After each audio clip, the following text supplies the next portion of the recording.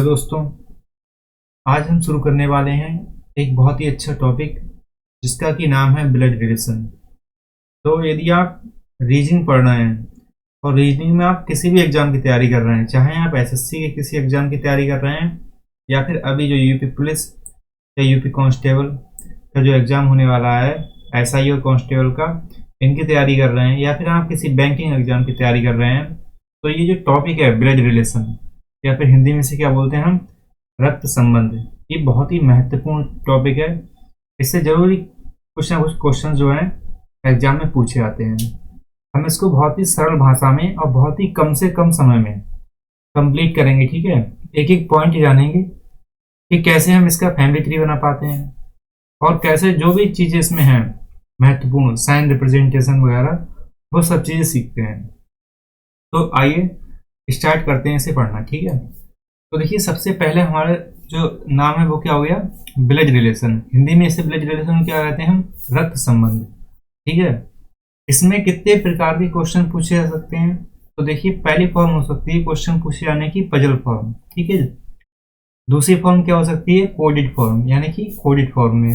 और तीसरी फॉर्म क्या हो सकती है, क्वेश्चन पूछे जाने की पॉइंटिंग फॉर्म, यानी कि ये थ्री टाइप्स हैं, थ्री टाइप्स है ना, यानी कि तीन प्रकार, जिसमें क्या होते हैं आपसे क्वेश्चन गिवन रहता है हमें, है ना। कोई भी क्वेश्चन जो होगा तो इन्हीं थ्री टाइप्स में क्या होगा, गिवन होगा, ठीक है। इतनी बात क्लियर होगी। अब देखिए आगे समझते हैं हम। तो इसमें जो सबसे ब्लड रिलेशन का सबसे महत्वपूर्ण अंग जो है वो आप कह सकते हैं कि फैमिली ट्री है। तो हम समझते हैं कि फैमिली ट्री कैसे बनाते हैं। तो देखिए, फैमिली ट्री जो है बहुत महत्व, यदि आपको फैमिली ट्री बनाना आ गया तो ब्लड रिलेशन अपने आप हो जाएंगे। और मैं जिस प्रकार से चीजें बता रहा हूँ ये बहुत ही अच्छे लेवल की हैं, इनसे आपको ये टॉपिक जो है बहुत आसान लगेगा। जितने भी क्वेश्चन होंगे वो सभी आप बहुत अच्छे तरीके से कर पाएंगे। देखिए, तो पहले हम देखते हैं यहाँ पे टू रूल, यानी कि कुछ दो नियम जिसकी मदद से हम जो फैमिली ट्री है उसे बना पाएंगे बहुत ही आसानी से। पहला है जनरेशन गैप। तो जनरेशन गैप का मतलब क्या होता है कि हमें देखना है कि उम्र के हिसाब से कौन बड़ा है कौन छोटा है। अर्थात जैसे आपके पिताजी आपसे बड़े हैं, उनके पिताजी एक अदर जनरेशन, ठीक है ना। तो ये जनरेशन गैप के अकॉर्डिंग हम चीजों को बनाते हैं, ठीक है। तो जनरेशन गैप में क्या क्या हो सकता है, देखो, जैसे ग्रैंड फादर, ग्रैंड मदर, ठीक है। तो ये सबसे टॉप लेवल पे आएंगे। इनके बाद कौन आएगा, उनके नीचे आपके फादर, मदर, अंकल, आंटी, इस प्रकार से, ठीक है ना। और उससे भी नीचे यानी कि बिल्कुल लोअर लेवल पे वो आप होंगे यहाँ पे, ठीक है। तो सन या फिर डॉटर, कोई भी देखो, पुत्र या पुत्री हो सकती है। पुत्र, यहाँ पे पुत्र होगा या फिर कौन हो सकती है, पुत्री, जो कुछ भी है। उससे ऊपर लेवल किसका होगा, उसके माता पिता का, ठीक है ना। उससे ऊपर लेवल माता पिता का होगा। और उनसे भी ऊपर जो थर्ड जनरेशन हो जाएगी यहाँ पे, तीसरी, वैसे तो तीसरी पीढ़ी ये होगी, लेकिन अब लेवल में अगर जाएंगे तो तीसरे स्टेप में सबसे ऊपर किसका स्थान रहेगा, दादाजी और दादी का, यानी ग्रैंड मदर और ग्रैंड फादर, ठीक है। तो ये सबसे टॉप लेवल पे रहेंगे, ये मिडिल लेवल पे। और सबसे लोअर जो लेवल होगा उस पे क्या, कौन रहेंगे, जो प्रेजेंट टाइम में है, यानी कि जो सबसे छोटा है, मतलब एज में सबसे जो छोटा है वो सबसे लोअर लेवल पे, उससे बड़ा मिडिल, उससे बड़ा सबसे ऊपर, ठीक है। तो ये पहला रूल है, जनरेशन गैप समझ में आ गया होगा। दूसरा देखिए क्या है, जेंडर। तो जेंडर का क्या मतलब है, हम जेंडर के अकॉर्डिंग साइन रिप्रेजेंट करते हैं। जैसे यदि मेल है तो मेल के लिए हम ट्रायंगल का यूज करेंगे, ठीक है। कोई भी मेल हो गए, जैसे चाहे दादा हो गए, दादा को लिखोगे ट्रायंगल लगा दोगे। ब्रदर हो गए, जैसे भाई हो गए, तो भाई को लिखोगे, क्या करोगे, ट्रायंगल में बंद कर दोगे, ठीक है। तो ये ट्रायंगल से इस प्रकार से। और तो जो भी मेल हैं, यानी कि जो भी पुरुष हैं, तो सभी पुरुष किससे रिप्रेजेंट करे जाएंगे, एक त्रिभुज से रिप्रेजेंट करे जाएंगे, ठीक है, या प्लस से। सभी महिलाएं या तो आप सर्कल से रिप्रेजेंट करेंगे या माइनस से। तो हम यूज कौन सा करेंगे, पहले वाला। सभी पुरुष के लिए, सभी मेल के लिए ट्रायंगल, सभी फीमेल के लिए सर्कल। ठीक है, इसका इस्तेमाल करेंगे हम कब, जब फैमिली ट्री बना रहे होंगे। तो यहां तक की चीजें क्लियर हुई होंगी। अब हम इससे आगे बढ़ते हैं। अब देखते हैं पहला एग्जाम्पल। ठीक है, तो पहले एग्जाम्पल में कहा गया है, इसका हमें फैमिली ट्री बनाना है। तो यहाँ पे हमसे कहा गया कि A is the father of B, यानी कि जो ए है, जो ए है वो क्या है, वो बी के पिता हैं। A is the father of B, यानी कि ए बी के पिता हैं। तो आपको इसका क्या बनाना है, आपको इसका फैमिली ट्री बनाना है। ठीक है, आपको इसका फैमिली ट्री बनाना है। तो देखिए कैसे बनाएंगे। अब पहले तो आप, ए कौन है, ए बी के पिता हैं, तो पहले बी को लिखा जाता है। ठीक है, अब बी के विषय में पता है कि बी लड़की या लड़का है, क्या आपको पता है कि बी जो है सन है या डॉटर है। तो हमसे ये बात नहीं कही गई है कि जो बी है वह पुत्र है या फिर पुत्री है, हमें ये बात नहीं पता है ना। तो जब बात नहीं पता है तो इसे ऐसे रहने देंगे, ना इस पे ट्रायंगल बनाएंगे और ना ही इस पे क्या करेंगे, सर्कल बनाएंगे। ठीक है, इसके ऊपर, फिर इसके ऊपर शुरुआत होगी। जो भी सन, पुत्र या पुत्री होती है, उससे ऊपर लेवल किनका होता है, उसके माता पिता का। तो हमें यहाँ पे बताया गया है कि A is the father of B, यानी कि ए जो है वो बी के पिता हैं। और जब पिता हैं तो आप कौन सा घेरे में बंद करेंगे ना, ट्रायंगल में। तो ट्रायंगल रिप्रेजेंट किसे कर रहा है, मेल को या पुल्लिंग को। ठीक है, और ए कौन है, बी के पिता हैं। तो इस प्रकार से ये ट्री डायग्राम कंप्लीट होता है। ठीक है, तो ये हाँ समझ में आ गया होगा। इसके आगे दूसरा बनाते हैं। तो देखो एग्जाम्पल फिर से 2 है, उसमें क्या कहा गया है कि A is the mother of B, यानी कि ए बी की माता है। तो यहाँ पे भी बी का जेंडर हमें पता नहीं है। बी हो सकता है भाई पुल्लिंग हो सकता है क्या हो वो बी स्त्रीलिंग हो। ठीक है, तो जब जिसका जेंडर पता नहीं होगा उसके लिए ना ट्रायंगल लगाएंगे ना ही सर्कल बनाएंगे, उसे बिना किसी साइन के ऐसे ही रहने देंगे। ठीक है, तो बी नीचे आ जाएगा और उसके ऊपर कौन आ जाएंगे, उसके माता पिता। एरो बनाएं या ना बनाएं इससे कोई दिक्कत नहीं है। ठीक है, ज्यादातर एरो का यूज नहीं करेंगे क्योंकि एरो बनाने में क्या खत्म हुआ, समय बर्बाद हो जाता है। ठीक है, तो अब देखो बी के ऊपर उसके माता पिता आ जाएंगे, तो हमने बी लिखा, इसके ऊपर इसके माता पिता आने हैं। तो ए क्या है, अब ए देखोगे बी के पिता है या माता है। तो ए जो है वह बी की माता है। तो अगर माता है तो आप क्या बना दोगे, सीधा सर्कल कर दोगे बस। तो यही ट्री डायग्राम बन गई। ठीक है, आई बात समझ में। कोई यदि डाउट है तो जरूर कमेंट करें, बस तो होगा नहीं। ठीक है, अब देखिए तीसरा एग्जाम्पल समझते हैं। बहुत से एग्जाम्पल करेंगे, कोई दिक्कत नहीं रहेगी, इसका भी गारंटी। एग्जाम्पल नंबर 3, इसमें कहा गया है कि A is a son of B, यानी कि ए जो है वो बी का पुत्र है। A is a son of B, A है, ए बी का पुत्र है, इस प्रकार से। ठीक है, तो यहां पे हमें पता लग गया कि ए बी का पुत्र है। ठीक है, तो ए के विषय में तो पता है कि ये पुत्र है यानी कि मेल है, तो मेल के लिए हमने ट्रायंगल बना दिया। इसके ऊपर लेवल इसके माता पिता का आएगा। लेकिन बी के विषय में इस बार नहीं कहा गया कि बी क्या है, ए की माता है या बी ए के पिता है। तो जिसका भी जेंडर हमें पता नहीं होता उसे हम ऐसे रहने देते हैं, कोई भी चिन्ह नहीं लगाते, ना ही ट्रायंगल ना ही सर्कल। तो यहाँ पे चीजें क्लियर। एग्जाम्पल नंबर 4 देखिए। तो 4 में क्या कहा है, इसमें कहा है कि A is a daughter of B. A जो है वो बी की कौन है, पुत्री है। ठीक है ना, ए बी की पुत्री है। तो कैसे बनाएंगे आप, पहले जो छोटी है उसे बना लीजिए। तो ए हमें पता लग गया। अब ए है कौन, ए बी की पुत्री है, तो पुत्री तो स्त्रीलिंग हो गया, तो सर्कल बना दिया। अब बी आएगा ऊपर। ठीक है, माता पिता का लेवल ऊपर आता है इससे। अब बी के विषय में यहां भी हमें नहीं पता है कि बी कौन है, इसकी मदर है या फादर है। तो जब जेंडर पता नहीं कर पाए, जेंडर पता नहीं लग पा रहा है, तो आप उसे ऐसे ही छोड़ देंगे, ना सर्कल लगाएंगे ना ही ट्रायंगल लगाएंगे। तो ये क्या हो गया, इसका फैमिली ट्री हो गया। देखिए बी ऊपर है, माँ है या पिता है पता नहीं। ए जो है वो क्लियर है 100% की डॉटर है। तो डॉटर है तो सर्कल आ गया स्त्रीलिंग की वजह से, और बी ऐसा ही रह जाएगा, क्लियर। ठीक है, अब इसके नीचे देखिए एग्जाम्पल नंबर 5, ये वो है कि कितनी भी भाषाओं में क्वेश्चन दे सकता है वो अदर अदर लैंग्वेज में, इसलिए मतलब बदल बदल के आपको दिखाया जा रहा है। क्वेश्चन 5 क्या कहा गया देखो, इसमें कहा कि A and B are brothers, A और B, A and B are brothers. तो ए और बी क्या है भाई, भाई भाई हैं। तो देखो भाई भाई जो होते हैं तो भाई भाई में कोई ऊपर या नीचे लेवल थोड़ी ना होता है। एक माँ की दो संतान, दो बेटे हैं तो दोनों क्या हो जाएंगे सेम लेवल, ए भी भाई है जे भी भाई है ना। मान लो ए मदर है या फादर है, बी और सी भाई भाई हैं, ठीक है।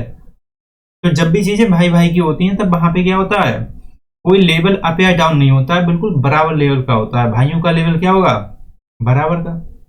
लेकिन हमें ये कन्फर्म है कि ए भी भाई है और बी भी भाई है, तो भाई होने का मतलब क्या है, दोनों के दोनों मेल हैं। तो ए भी मेल है और उनके पास में हमने लिख दिया बी, ए भी मेल है। आप चाहते तो ऐसे भी लिख सकते हैं कि बी को पहले लिख देते और ए को बाद में, ठीक है, इससे कोई दिक्कत नहीं है, लेकिन जो लेवल रहेगा वो सेम रहेगा।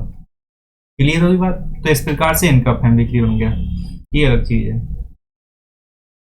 अब देखिए एग्जाम्पल नंबर 6, इसमें क्या कहा है 6 में, इसमें कहा भाई कि A is a sister of B, यानी कि जो ए है वो सिस्टर है, बहन है किसकी, बी की। तो यहाँ पे हमें कंफर्म हो रहा है 100% कि ए जो है बी की बहन है। अब देखिए चाहे भाई हो बहन हो, लड़का लड़की एक समान है ना, तो दोनों का चाहे आप दो भाई हैं या फिर आप एक भाई और एक बहन है, लेकिन परिवार में घर में जो औहदा है वो दोनों क्या है, सेम लेवल। लेवल क्या रहेगा, सेम ही रहेगा, है ना। आपकी बात भी सुनी जाएगी और बहन की भी सुनी जाएगी।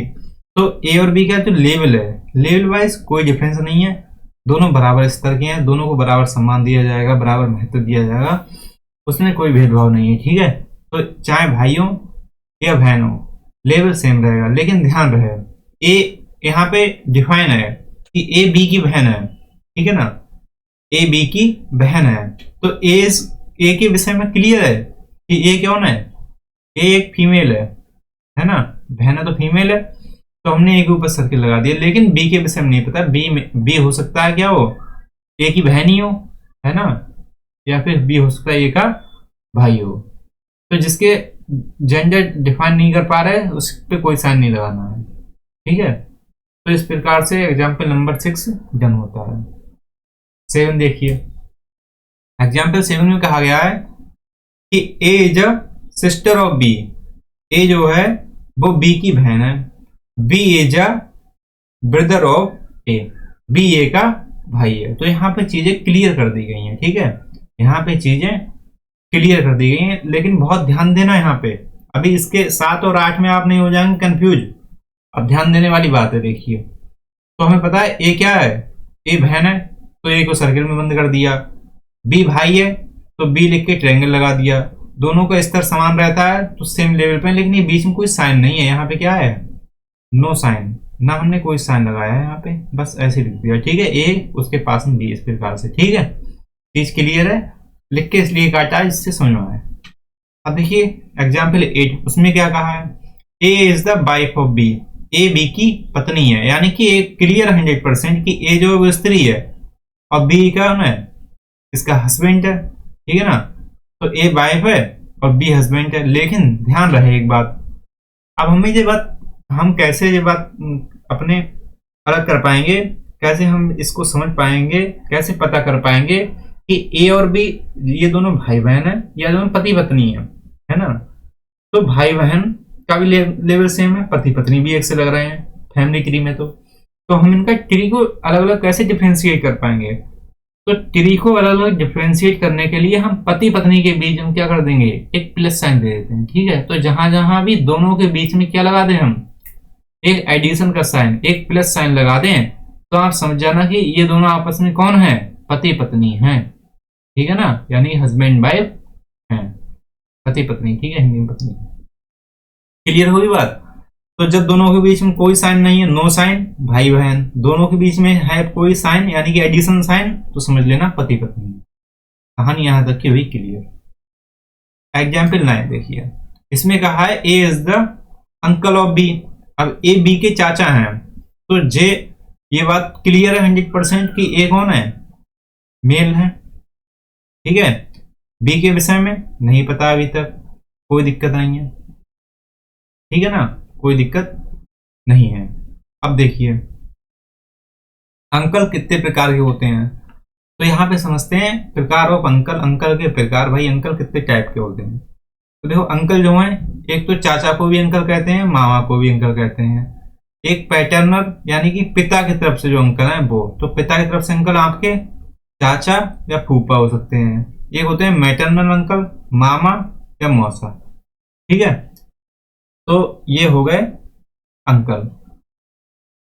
अब देखिए जो इसमें क्वेश्चन है उसने क्या कहा है कि ए बी के चाचा हैं। तो देखिए चाचा होने के लिए इनका, बी के पिताजी का भाई तो चाचा होंगे, तो ये बी हो गए। बी के समझो कोई पिताजी रहे होंगे, पिताजी नाम नहीं दिया इसलिए हमने सिर्फ पिताजी के लिए क्या कर दिया, एक बॉक्स दे दिया, ट्रायंगल दे दिया, लेकिन उनका नाम पता नहीं है तो ट्रायंगल को आप खाली रहने दीजिए और उनके पास में उनके भाई को बना दीजिए। हमें पता है ए कौन है, बी के अंकल हैं, तो ए के पिताजी और पिताजी के भाई, बी के कौन हुए, चाचा हुए। अब ए को आप इधर लेफ्ट साइड में बना सकते थे, ज्यादातर हम राइट प्रेफर करते हैं तो राइट में बनाते हैं। ठीक है, समझ में आई बात कैसे बनाना है। चलिए बी हमें पता है, ठीक है, तो बी के पिताजी है ना। अब देखिए बी का यहाँ पे जेंडर डिफाइन नहीं है, बी का जेंडर डिफाइन नहीं है, तो ये सर्किल या ट्रायंगल इस पे नहीं बनेगा। ना सर्किल बनाएंगे हम, ना ही ट्रायंगल बनाएंगे, क्यों, ऐसे रहने दें खाली, बी का जेंडर डिफाइन नहीं है। अब बी के पिताजी कौन है, पता नहीं कौन है, पर जगह दे दो। ए पता है पिताजी की कौन है, भाई होंगे, तभी तो बी के कौन हुए, चाचा हुए। ठीक है, कहानी क्लियर हो गई। अब देखिए आगे के, A is the grandfather of B, A B के दादा हैं, कोई दिक्कत नहीं। तो सबसे पहले बी हो गए, बी के पिताजी होंगे। अब बी का जेंडर डिफाइन नहीं है, दादा भाई हो सकता है ये डॉटर हो या फिर सन हो, ठीक है, पुत्र हो या पुत्री हो, लेकिन उनके पिताजी रहे होंगे। दादा कब बने हैं भाई, दादा किसे कब हो गए आप, जब आपके पिताजी के पिताजी होंगे, तो ये आपके पिताजी और इनके भी ऊपर लेवल जो होगा वो दादाजी का होगा। तो ये आप यहां से देख रहे, देखो ये आपके पिताजी हो गए और इनके पिताजी हो गए, तो ये आपके कौन हो गए, दादाजी। तो ए बी के दादा है। इसी प्रकार से देखो जो 11 है एग्जाम्पल, उसमें हम इस प्रकार से चीजें दिखा सकते हैं क्या, कि यहाँ पे जो ए है वो बी, अब देखो जो बी है वो हो सकता है ए की कौन हो, पुत्र वधु हो, या फिर हो सकता है जो बी है वो ए के दामाद हो। ठीक है, तो इस केस में क्या होगा, यहाँ पे ये बी जो है पुत्र वधु है, यहाँ पे बी दामाद है, तो यहाँ पे ए जो है बस कौन हो सकते हैं, सास या ससुर के रूप में होंगे। ठीक है, आई बात समझ में। अब देखिए कैसे, जैसे कोई लड़का रहा होगा और जो प्लस है बी, तो ये ट्रायंगल जो भी जिसका नाम होगा और ये बी आपस में क्या है, पति पत्नी है, और ये इसकी माता या पिता होंगे। तो बी के कौन हो गए, बी के पति के माता पिता कौन हो गए, उसके सास ससुर हो गए ना, तो ये ए कौन हो जाएगा, बी का सास ससुर है। पता नहीं सास है या ससुर है, पर है इन दोनों में से कोई एक। यहाँ पे देखिए, यहाँ पे जो सर्किल में है यानी कि वो लड़की है और लड़की के संग उसका पति है, तो बी कौन है, इस लड़की का, यहाँ पे जो भी लड़की होगी उस लड़की का पति है बी। ठीक है, हस्बैंड है, और हस्बैंड यहाँ पे, और ए कौन है, ए इसी इस लड़की की, इसकी कौन होगी, माता या पिता होंगी। तो बी का ये लोग कौन हो जाएंगे, यहाँ पे बी के ये लोग सास ससुर हो जाएंगे। ठीक है, तो एक कौन हो गया बोथ केस में, सास और ससुर। ठीक है, समझ में आया होगी। अब देखिए क्वेश्चन नंबर 12, परिवार के प्रत्येक सदस्य, परिवार के प्रत्येक सदस्य का संबंध बताइए यू के साथ। ये भाई जो यू है, ये यू, इसके साथ प्रत्येक सदस्य का क्या क्या संबंध है ये हमें बताना है। ठीक है, तो देखिए जो यू है इसकी माता कौन है, इसकी माता टी है, टी के पति कौन है, आर है। ठीक है, मैं आपको ये डायग्राम समझाता हूं। यू है, यू की कौन है, ये टी माता है। ठीक है, इनके ये कौन है, पति है, हस्बैंड है। ठीक है, और ये कौन है, यहाँ पे ये हस्बैंड की कौन है, बहन है। ये कौन है, ये इस आर के एस के कौन है, एस के पति हैं, ठीक है। ये यहाँ पे ऊपर कौन है, ये एस की कौन है, माता है। ये पी कौन है, पी आर के पिता है, ठीक है, पी आर के पिता है, ठीक है, क्लियर हुई बात। यहाँ पे आंग या बाई, तो बाई कौन है, ये टीवी स्त्रीलिंग, बाई भी स्त्रीलिंग, तो इसकी कौन हो जाएंगी, ये बहन हो जाएंगी। तो बाई और टी आपस में बहने बने हो गई। टी का पति आर है, आर के पिता पी है, पी की पत्नी क्यू है, क्यू की बेटी एस है, ठीक है ना, चाहे एस समझिए। और एस के पति बी है, एस की जो संतानें हैं ये, अब देखो सर्किल में है तो पुत्री होगी, अदरवाइज तो पता नहीं होता। तो ये एस की कौन है, पुत्री है, यानी कौन है, डॉटर है। क्लियर हो गया। अब देख लीजिए संबंध, सबसे पहले पी का देखते हैं यू के साथ। तो देखो, अब देखो यू पी को कौन बुलाएगा, तो यू की माता, ठीक है, और माता के पति, पति के पिता। तो यू के पिता के पिता कौन हो गए, आपके पिता के पिताजी कौन हो गए, तो दादाजी हो गए। तो ये क्लियर हो गई। अब देखो यू क्यू को क्या बताएगा, तो दादाजी की पत्नी कौन हो गई, यू की दादी हो गई, तो क्यू क्या होगा, दादी हो गई। बाई कौन हो गई, यू की माता की बहन, आपकी माँ की बहन कौन होती है, मौसी, तो ये मौसी हो गई। इसी प्रकार से आर कौन हो गए, आर इसके पिता हो गए। टी कौन है, टी यू की माता है। एस कौन हुई, एस इसकी बुआ, ठीक है ना, आपके पिता की बहन, तो बुआ हो गई। डब्लू कौन है, फुफेरी बहन हो गई। डब्लू कौन है, यू की बहन है, डब्लू यू की फुफेरा भाई, ठीक है ना। तो यहाँ पे जो फुफेरा भाई लिखा है वो कैसे लिखा है, किस प्रकार से, कि यू जो है वो डब्लू का फुफेरा भाई है, ठीक है ना। तो डब्लू कौन होगी, डब्लू तो बहन ही है, क्योंकि डब्लू किसमें है, सर्किल में है, ठीक है, क्लियर हुई बात। तो ये फुफेरा भाई क्यों लिखा गया है, डब्लू यू को बोलेगा, ठीक है, कि ये हमारे फुफेरा भाई हैं। बी कौन है, यू के, तो यू यहाँ पे है। अब यू के पिता की बहन बुआ हो गई। अब बुआ के पति कौन होते हैं, फूफा जी होते नहीं होते हैं, तो बी कौन है इसके, फूफा। एस कौन है, बुआ। तो इस प्रकार से पी दादा, क्यू दादी, दादा हो गए, दादी हो गई, मौसी हो गई, मामा हो गए, माँ हो गई, पिता हो गए, बुआ हो गई, फूफा, फुफेरा भाई। अब देखो मामा कैसे, ये यू है, यू की माता टी है, और माता के बहन जे भाई हैं एक्स, तो आपकी माँ के भाई कौन होंगे, आपके मामा जी, है ना। तो ये भी क्लियर हुआ। टोटल सदस्य यानी कुल मेंबर इसमें कितने हैं, 10 हैं, ठीक है। तो ये डॉट क्लियर हो गया होगा, ठीक है। तो इसके बाद में हमारी आती है पजल फॉर्म। अब हम देखेंगे क्वेश्चन जो है हमारा वो किस प्रकार से पजल फॉर्म में पूछा जाता है, ठीक है। तो उसे हम बिल्कुल बहुत ही अच्छे वे में समझेंगे, ठीक है। तो कुछ 1-2 मिनट के ब्रेक के बाद नेक्स्ट लेक्चर में समझेंगे।